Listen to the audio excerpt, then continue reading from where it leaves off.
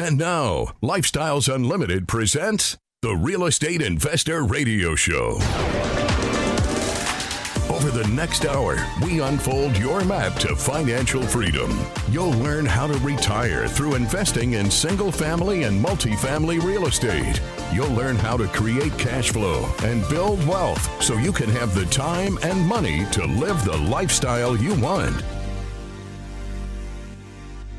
Welcome to the Lifestyles Unlimited Real Estate Investor Radio Show, where, as always, we're working on your financial freedom. It's my privilege to be joining you today. I'm Mike Harrison.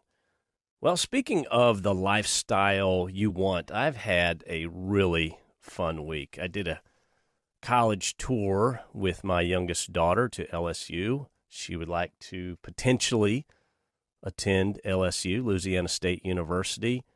Looks like a really fun place to go. Looks like a great environment for her to be in. But we decided to take a trip down there, and she wanted two of her best friends to join her. So I said, what the heck, come along. My wife also came along with us. So we drove to Baton Rouge, stayed there for 2 days, took in a LSU-Georgia baseball game. A lot of fun. LSU won, by the way. So 2 rooms at that hotel there in Baton Rouge for a couple of days. And then we decided, heck, while we're here in Louisiana, we got to go to New Orleans. So we went to New Orleans. We really enjoyed the city. We did a urban hike through the French Quarter, stayed in a very nice hotel right there on the Mississippi River. Went ahead and upgraded to the River View Suite. My wife and I, of course, my daughter and her friends are in a different room, another part of the hotel. We had a first-class dinner, my friends, and if you've never been to New Orleans, the food is just unbelievable. The city's electric. It's a lot of fun. Really, we spared no expense, and we paid for it all with passive income cash flow. Absolutely great time, a lot of fun. I want you to have passive income for reasons just like this, for the ability to get away, to take 4 days, go do a trip with your daughter. The important part was to go view the university and see if that's a place that she'd like to attend in the future. But hey, why not? While we're here, let's have a little bit of fun. It's not the money, it's the lifestyle. That's absolutely what we mean when we talk about why we invest in real estate, why we create passive income. You see, 10 years ago, no way. We might have done the LSU tour, but I guarantee in the back of my mind, I'm thinking, wow, out-of-state tuition, that's going to be eating at me. We're probably going to stay at some cheap hotel. We're definitely not doing the dinners out, the spare no expense. I probably would have told her, I'd love for you to bring your 2 friends, but maybe we can't afford it because we're having to get the extra hotel rooms. Doubt we would have gone to New Orleans. It would have been rather more business-like and less fun, but we decided, let's go have some fun while we're here. I can't tell you how life-changing passive income is. I do my best on this radio show each and every week, but I literally can't impart that feeling in the back of your mind of overall peace of mind and the soul nourishment that comes knowing that there is a steady stream of income month in and month out. And we paid for that entire trip. Hey, why not? Let's go have a great time. Let's do it up right because we have the passive income. That's what we're talking about, my friends. That's why we do this. All right, on for the nuts and bolts of today's show. I'm doing a mailbag show today, and I try to do one of these shows every 2 to 3 months. I get weekly questions from our listeners. I save some of those to share with you that give me the ability to maybe address not only just the points of real estate investing. It's very practical what we teach here. We do have a method. We do have a strategy. Do this, not this. But a lot of these questions are really more mindset questions, and we'll address that as we go through these, and I really want to hit it at the end of the show, so I hope you can stick with me. But the reason I do these shows is you out there listening to me now, especially those of you that are either just now starting in real estate investing, considering real estate investing, you may have some of the same thoughts, questions, concerns as these people, and I hope to address some of those today. And if you have thoughts, questions, concerns about real estate investing, about Lifestyles Unlimited, about how to get started, about who we are, anything at all, please send me an email. I do respond personally to each and every email I get. My email address is askmike@luinc.com, askmike@luinc.com. So this first email, it's a 3-part. I'll read the first 2 parts, and then we'll discuss, and then I'll hit the third part. Mike, I enjoyed listening to your show today. My wife and I are ready to get started in real estate. My wife, blank, and I'm leaving these folks' names anonymous. My wife, blank, is concerned mainly about the aspect of having to repair, replace items in the rental homes as they break. I know when homes are purchased that they are gone through and repaired as necessary with new upgrades so they come out as fresh, newly upgraded home ready to occupy. Can you address the responsibility of a homeowner and typically what that looks like being a landlord as far as repairs, etc.? Okay, first of all, things don't break. They wear out. We teach a strategy called best product, best price, where we're going to buy a home that literally is in poor condition, that needs some love, that hasn't been cared for, and needs to be upgraded. And we're going to take that property and we're going to lift everything. We're going to make it a safe, structural, sound, good place to live. Best product, best price is what we teach. So we go in and we fix everything. So things shouldn't just break. Do you have the occasional repair, maybe sink is leaking or something along those lines? Very rarely, honestly. Once we fix this house, we're typically replacing all of that. That's just not happening. I mean, have I had the plumber call where we have to send somebody out and it's $150, $200? Certainly. When you own 11 houses, those things are going to happen. But I want you to understand, things just don't break. Now, we're up against a break here, speaking of breaks, and when I come back on the other side, I'm going to talk about what that responsibility of being that homeowner is. If you have any questions about real estate investing, about Lifestyles Unlimited, about how to get started, please send me an email. My email address is askmike@luinc.com, and that stands for Lifestyles Unlimited, Inc., Incorporated. So Lifestyles Unlimited, LUinc.com. I'm a real estate investor in both single-family properties and apartment communities. I began 11 years ago. I'm a partner. I want to say over 4,000 doors of real estate. I know for sure it's 3,500. I've got a couple of apartment investments that I have committed to that should close here in the next, some are going to close sooner than others. But let's just say in 6 weeks for sure I will actually be an investor in over 4,000 doors of real estate. It continues to grow, and it amazes me on a daily basis. Now, if you've missed any part of this show, you can always pick us back up at the website. That's lifestylesunlimited.com. Click on the radio button. You'll find this show there as well as all the other shows from the other hosts. My favorite way is the podcast app. I subscribe to it on my smartphone. You hit the podcast button, you search Lifestyles Unlimited Real Estate Investor Radio Show, you subscribe, and then the show automatically uploads. So if you got some dead time, if you're working in your yard, gardening, going for a walk, going for a drive, you tooth it up, and you can listen to this show there and catch up and stay focused. And if you missed my show last week, it was about staying focused. It was about being fully engaged. And then you can also find us. We have our own YouTube channel. Go to YouTube, type in Lifestyles Unlimited. You'll find a lot of information at that point. All right, we're going through the mailbag today and had an email from a listener. They have not started investing yet. Obviously, he and his wife are having a dialogue, and there's some concerns about what happens when items break, and then what's your responsibility as a homeowner? What does that look like being a landlord as far as repairs go? Well, one, I want to get into just a little bit of mindset on the lingo there. They use the term landlord, and I don't consider myself a landlord. Landlord has a connotation of somebody that really doesn't care about the people in their properties. And that's one of the things that we do at Lifestyles Unlimited that is so counterintuitive to what landlords do. Landlords, they'll buy a property and then they squeeze it. They don't fix anything. They don't keep it. Actually, our expenses go up as we make these properties better. They do not go down. Our expenses go up, but our rent goes up, and we attract a better client to our property. So what are the responsibilities?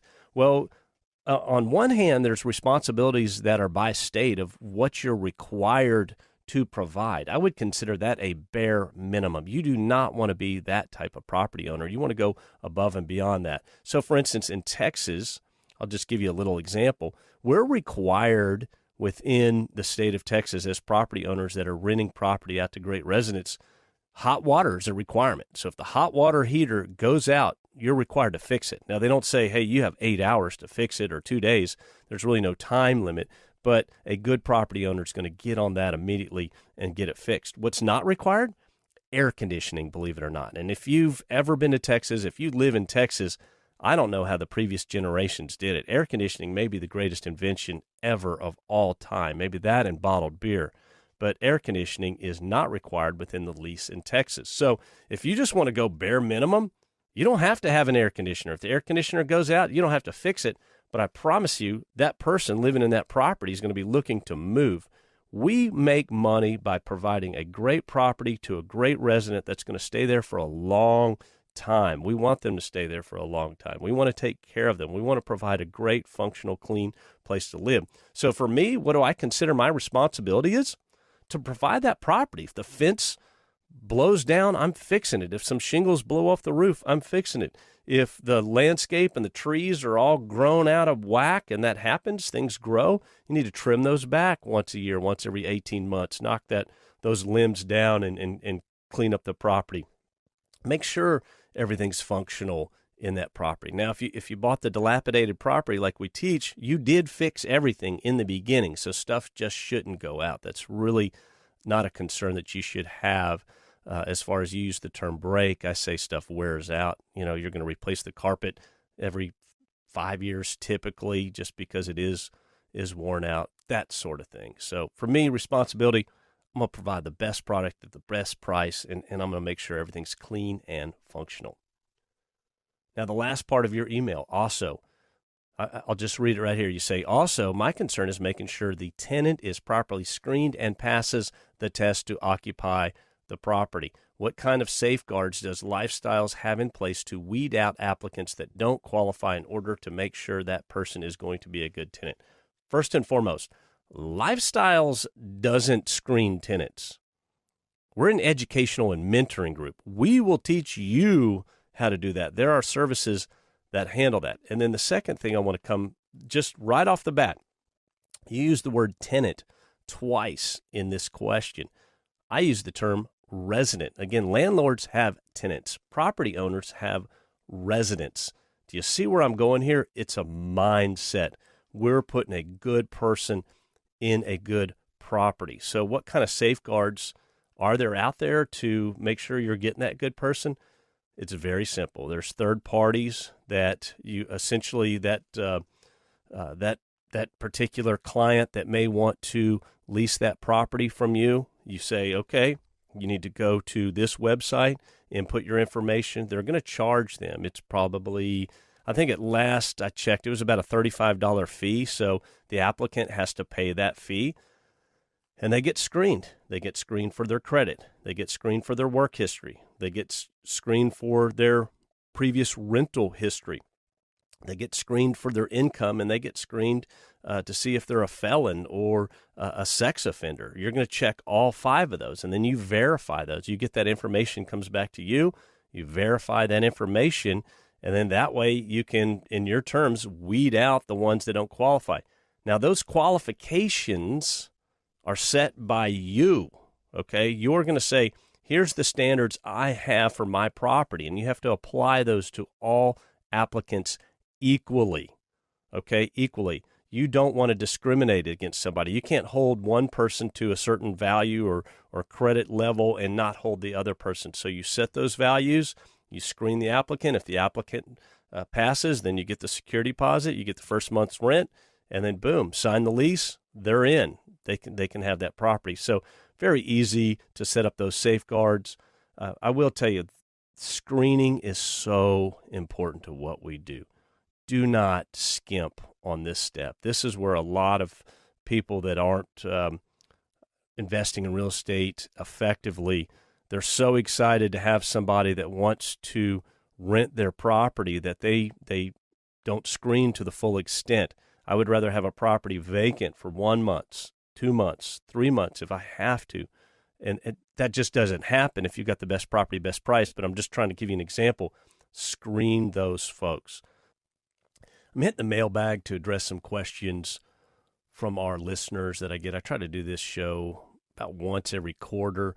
And really the reason is for you. I know that many of you listening to me out there right now, whether you're new to real estate investing or considering becoming a real estate investor, you're going to have the same thoughts, questions, concerns as many of these listeners. So if I can share that on the radio and at least give you my perspective on how I look at this, maybe I can help you along the way. As always, if you want more information, please send me an email, askmike@luinc.com, askmike@luinc.com. So the next question I got from a listener, and we'll work through this. I'll just read it and then hit these points as we go. I am a Lifestyles Unlimited FFP member and have listened to the podcast for years. Well, you sound like me. I listened to it for 2 years. I've enjoyed listening to you on the radio. I'm ready now to jump into single-family real estate investing. However, before getting started, I have a few outstanding questions below. So you've listened for years. You still haven't done it. I want to stop you right there and just say, now is the time, friend. Now is the time. The number one regret of every real estate investor I know, every single one of them, they will all tell you that they wish they started sooner. And a lot of this, you've just got to jump into it. We're here to teach you. We're here to help you along the way. Sounds like you're ready to go. So let's hit these questions. It says, I would appreciate your insights and or recommendations. All right, first question. Which option below is best as a source for investing? And this person says they have a variable life insurance policy with an $80,000 cash value. And then they say the 80 is hidden from college financial aid sources. As a result, surrendering those can increase college cost. Okay.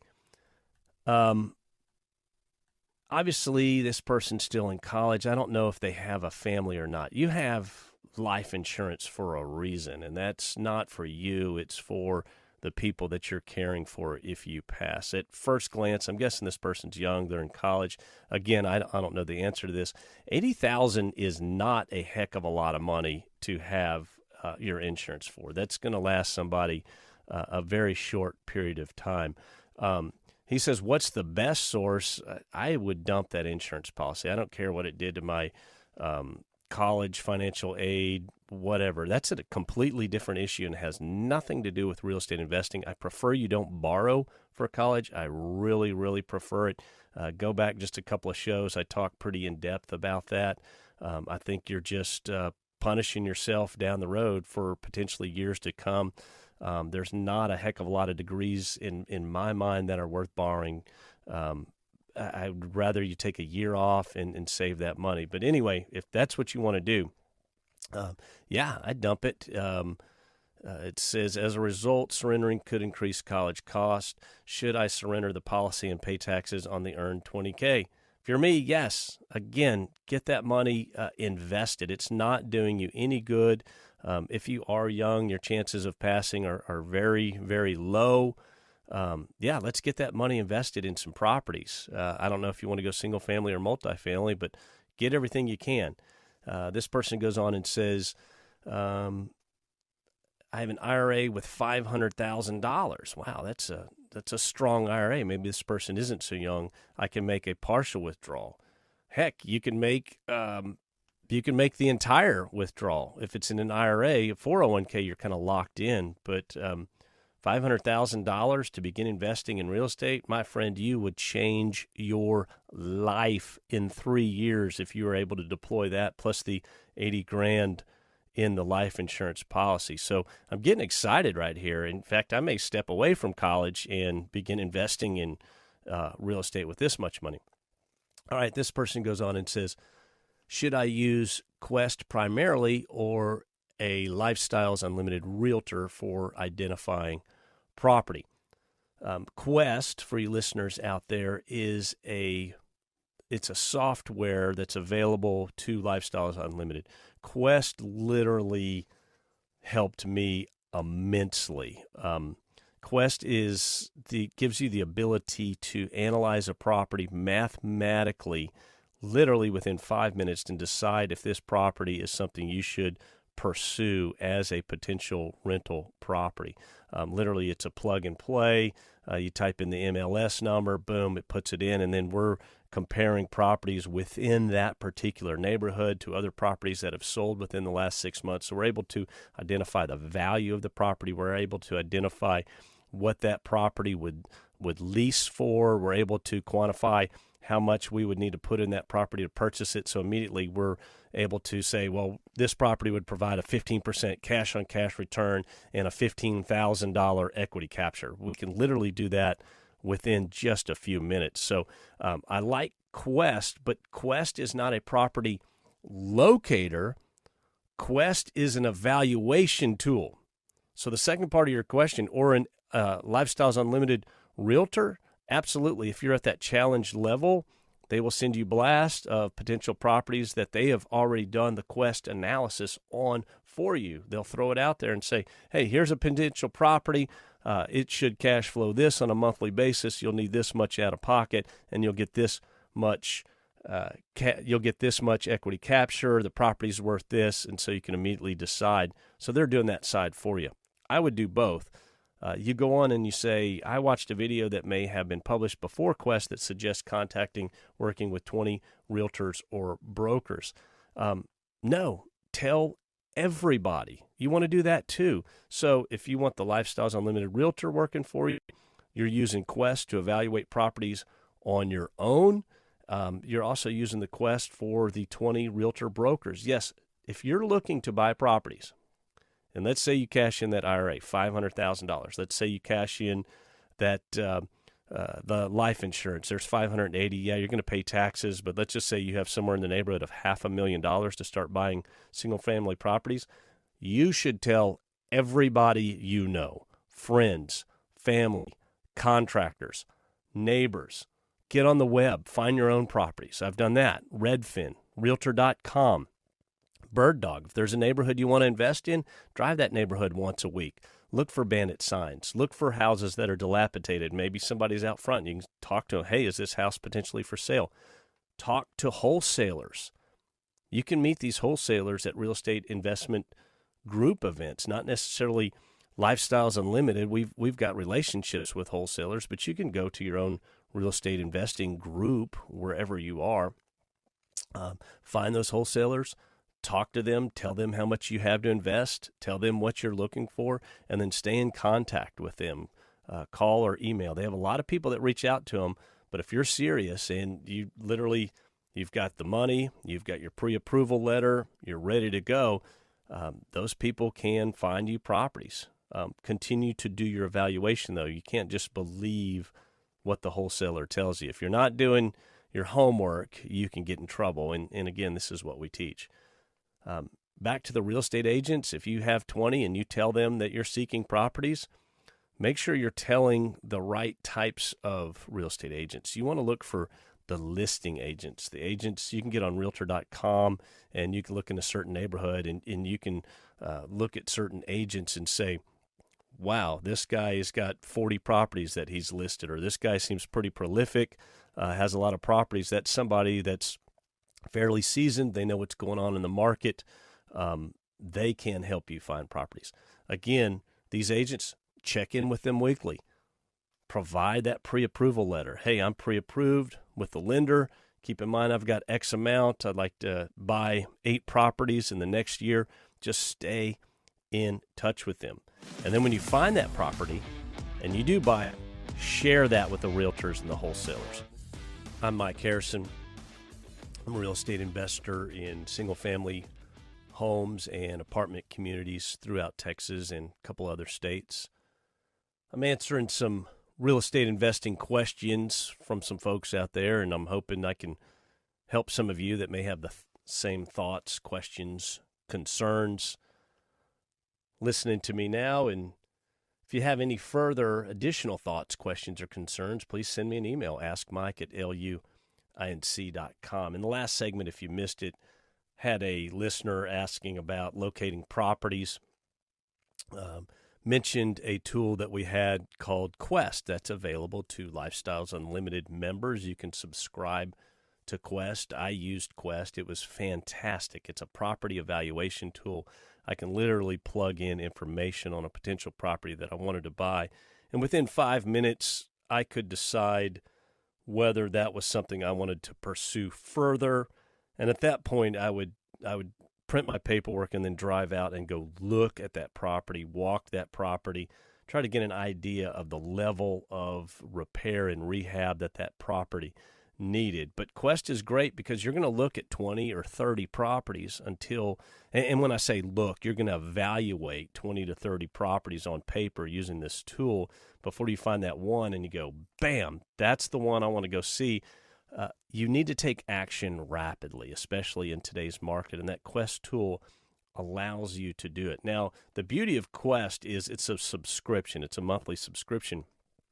You can turn it on or off. So when you're in that seeking property phase, you can subscribe to Quest, and then when you find that property and begin to rehab that property, you can turn Quest off, especially if you're going to rehab that property, get that great resident in there, and then move to the second one. Now, if you're trying to do 2 or 3 properties at the same time, let me just quick disclaimer, though. I don't recommend a new investor doing 2 or 3 properties at the same time unless you have a mentor right there guiding you and you have checked with your lender, and your lender says you're clear to go try to purchase 2 or 3 of these properties. So it's very important.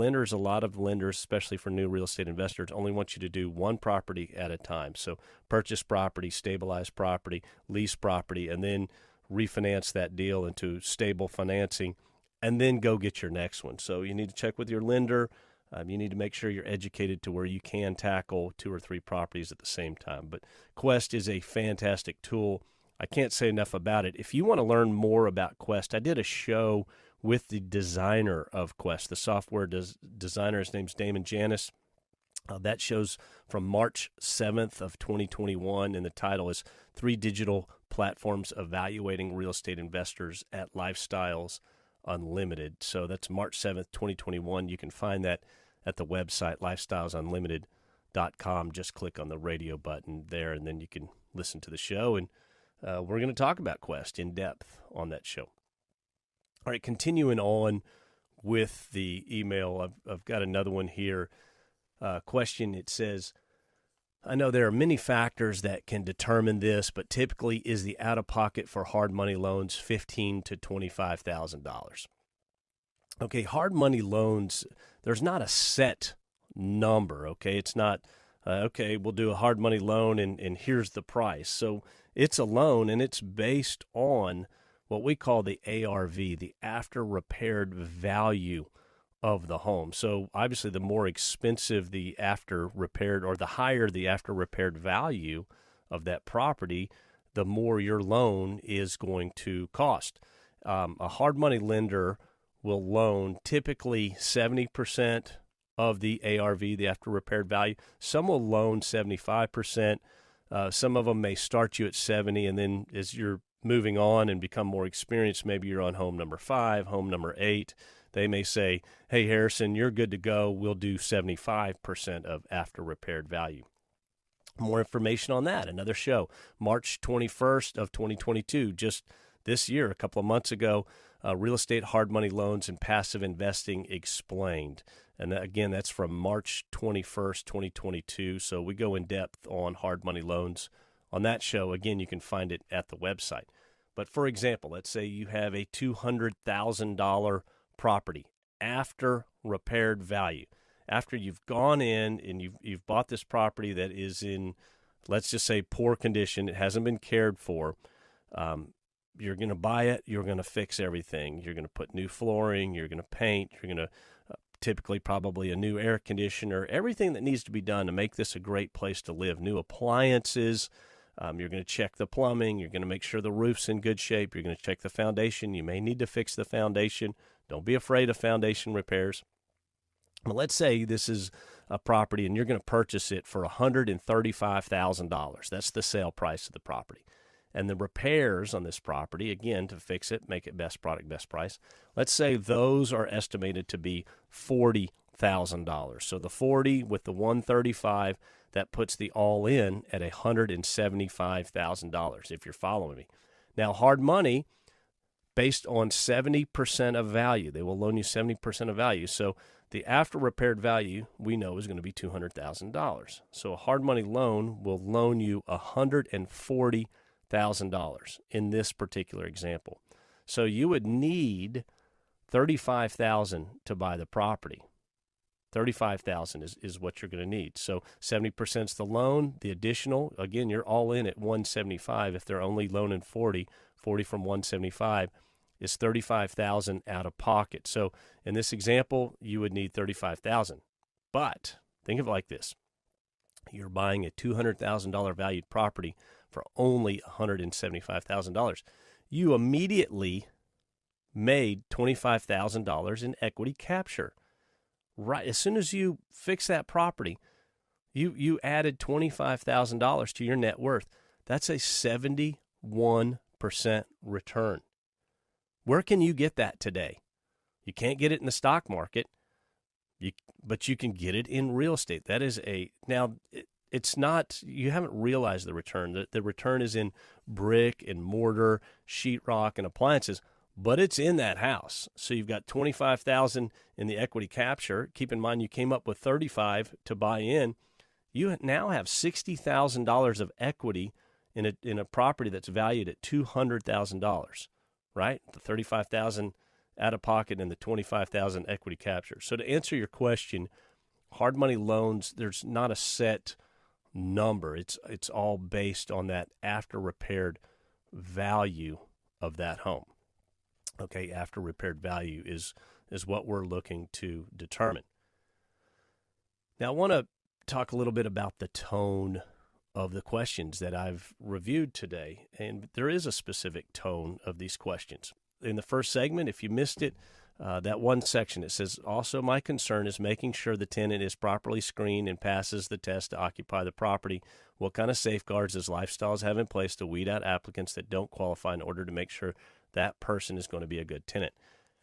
These are good questions from the standpoint of a beginner, okay? Everything I've addressed today seems to be from the standpoint of a beginner, but I'm picking up fear. I feel like these are all fear-based questions. Fear is natural. We question what we don't know. But I want you to understand the following points. When done correctly, real estate investing is the safest investment you can make.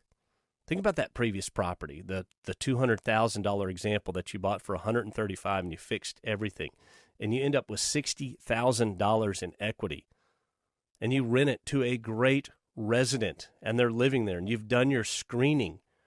What are you worried about? Let's say we do get a housing market crash, and keep in mind 2008, 2010, overall the value of houses dropped about 8 or 10% at the most. Who cares? You have a resident in the property. So in a down market, rent's due on the first. It doesn't matter. We know house values, they bounced back immediately. They're going to continue increasing. So let's look at it from the up market. What happens in a market where the economy's good and things are continuing and they're trending up? Well, rent's going up. The house is increasing in value.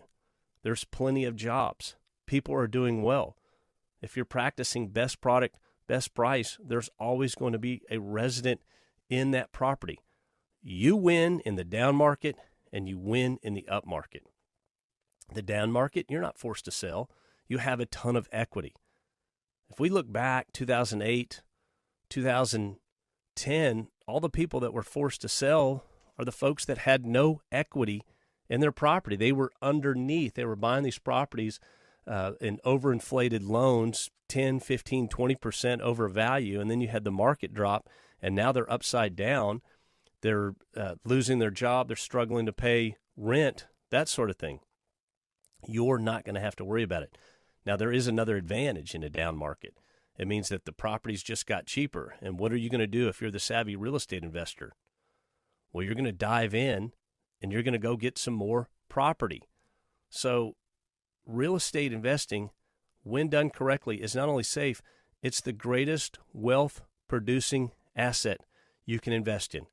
Cash flow, equity capture, mortgage paydown, natural appreciation, tax advantages. If you're in multifamily, you have forced appreciation. So friends, I want you to understand that's why we do it. We create this awesome lifestyle. It's not the money, it's the lifestyle. My name is Mike Harrison. See you next week. The Lifestyles Unlimited Real Estate Investor Radio Show is for entertainment purposes only. Please consult a professional regarding your personal investment needs. Nothing presented on the Lifestyles Unlimited Real Estate Investor Radio Show constitutes an endorsement, recommendation, offer, or solicitation to buy or sell any product or security.